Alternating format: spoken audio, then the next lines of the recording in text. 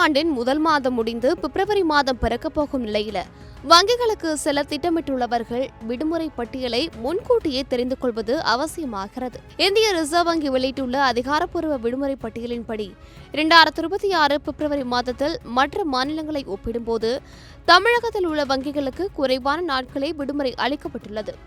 ஜனவரி மாதத்தில் பொங்கல், குடியரசு தினம் என பல விடுமுறை நாட்கள் இருந்த நிலையில் பிப்ரவரி மாதத்தில் பெரும்பாலான நாட்கள் வங்கிகள் செயல்பட உள்ளன. தமிழகத்தை பொறுத்தவரை பிப்ரவரி மாதத்தில் அரசு பொது விடுமுறைகள் ஏதும் இல்லை என்பது குறிப்பிடத்தக்கது.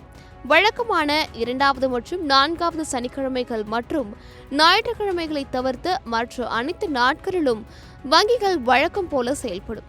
குறிப்பாக இந்த ஆண்டு மகா சிவராத்திரி பண்டிகை பிப்ரவரி 15ஆம் தேதி வருகிறது.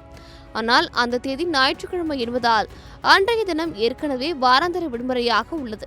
இதனால் சிவராத்திரிக்கென தனியாக ஒரு விடுமுறை நாள் தமிழகத்தில் இல்லை.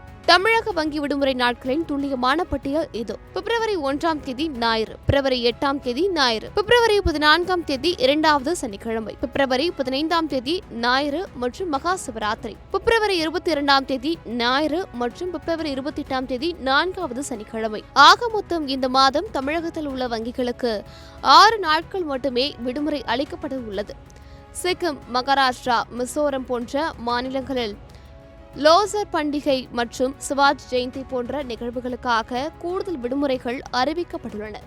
ஆனால் அந்த விடுமுறைகள் தமிழகத்திற்கு பொருந்தாது. வங்கி கிளைகள் மூடப்பட்டிருந்தாலும் வாடிக்கையாளர்கள் தங்களின் அவசர பண பரிவர்த்தனைகளுக்கு இணையதள வங்கி சேவை மற்றும் UPI போன்ற டிஜிட்டல் முறைகளை பயன்படுத்திக் கொள்ளலாம். ATM மையங்களும் தடையின்றி செயல்படும். எனவே வங்கிக்கு நேரடியாக சென்று முடிக்க வேண்டிய வேலைகள் இருந்தால் இந்த விடுமுறை நாட்களை கவனத்தில் கொண்டு முன்கூட்டியே திட்டமிடுமாறு ரிசர்வ் வங்கி அறிவுறுத்தியுள்ளது. கடைசி நேரத்தில் அலைச்சலை தவிர்க்க இந்த விடுமுறை பட்டியலை பார்த்து உங்கள் நிதி சார்ந்த வேலைகளை திட்டமிட்டுக் கொள்ளுங்கள்.